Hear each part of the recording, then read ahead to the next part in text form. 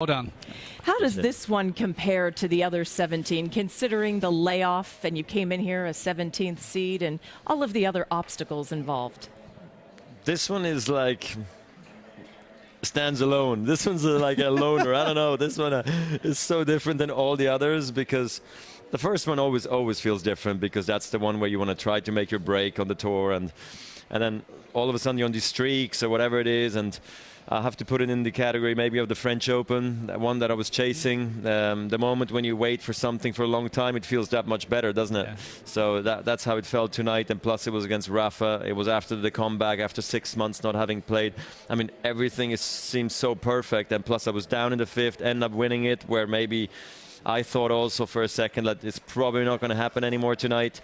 So I felt like I was very lucky, but worked hard for it and couldn't be happier right now. No luck is involved. A little bit of a fairy tale, really. Very fairy and speaking of fairy tales, we've been talking about this match for the last couple of days, obviously, because of the rivalry and what you guys have achieved over your careers. Did you ever sit back the last couple of days and go, oh, this is a big one? I mean, maybe not as much. I mean, I think what I did well is I embraced the fact that it was going to be a big match. I really thought, like, don't shy away from saying, like, it is a big match. God, like, for him, for me, for tennis, for everybody, it's okay for everybody to be, like, pumped up about it. And I think I embraced it well because I had the necessary distance to it, because I haven't played Rafa in a long time. It's not like he's beaten me, like, in the last 6 months, 4 times. So I think I went into the match with a good mindset. Yeah, and then I was just trying to play the ball and not the opponent, and I just told myself I have to really fight. That's at the end of the day when I spoke to Severin and Ivan, my coaches, yesterday. They just told me at the end it's mental. It's not your game. Your game's there, and yeah. So I think that's why I think I was able to turn it around in the fifth. It's those little things that matter. Great advice. So tell me about the first 4 sets were kind of one break decided it. You get down a break in the fifth set, leg is hurting a little bit, injury time out. How did you summons the last 5 games on the trot, maybe the best of your career? Yeah, possibly. I mean, I think I started to play more clear again. I told myself, if you're going to win this match, it's only by playing up on the court. And I felt like, he was doing the old body serve midway through the 4th set and then 5th as well. And I struggled to read it, struggled to fight it off, really. And I think once I told myself, just be offensive, take it early, take his speed, and the court's going to give you something. That's what I told myself against Stan too. All you need is a couple of good connections. And then, of course, you need a bit of luck here and there as well. But I think that's what paid off for me at the end. I think I went to get victory, and it paid off. What was that Hawkeye challenge like? At the end? Yeah. Match point. Well, I was actually more concerned for the second serve. That just previous Hawkeye, that one I thought it was out. Okay, I ended up anyway losing that point, and I thought, like, well, maybe if it would have been in, he would have maybe shanked it anyway. I could have won, and like here I am now at deuce, and like, oh my God, overthinking things. I seeing the whole thing like going bad now. And then the last one, honestly, I thought there was a 90% chance that I was going to be in. Okay. Yeah, and the good thing was that he didn't go for it, he didn't touch it. So if it was in, it was over. Yep. And I was just really hoping that this one's going to be in for a change. Your on-court speech, of course, was wonderful. And you said something that I think struck a lot of us when you said, if I could have a draw with Rafa, I would take it tonight.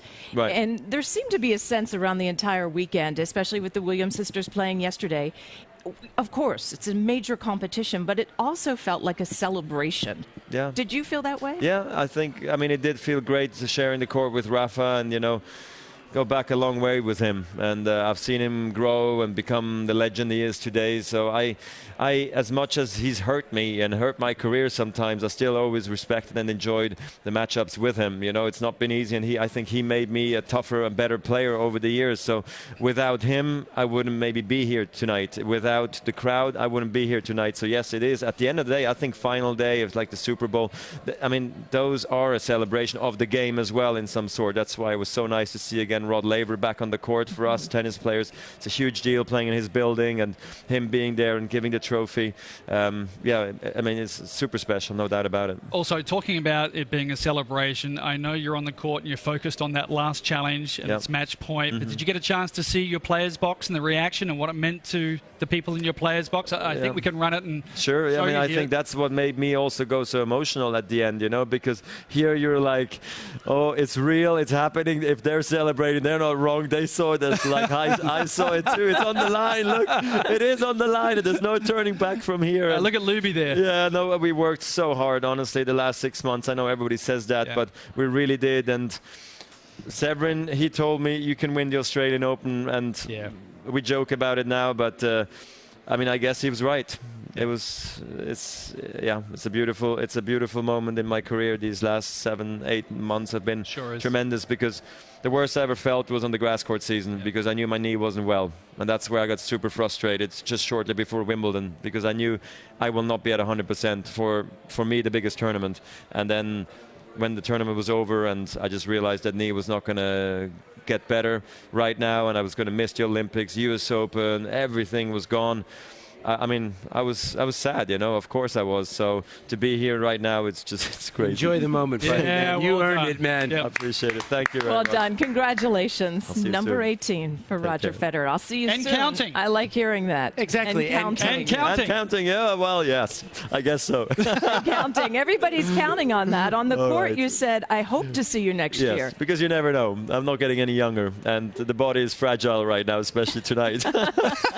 Beer's on you, buddy. But it's going to be a big party, so I have a long night ahead of me. We'll get on with it. Congratulations All right. Take care. again. Thank you.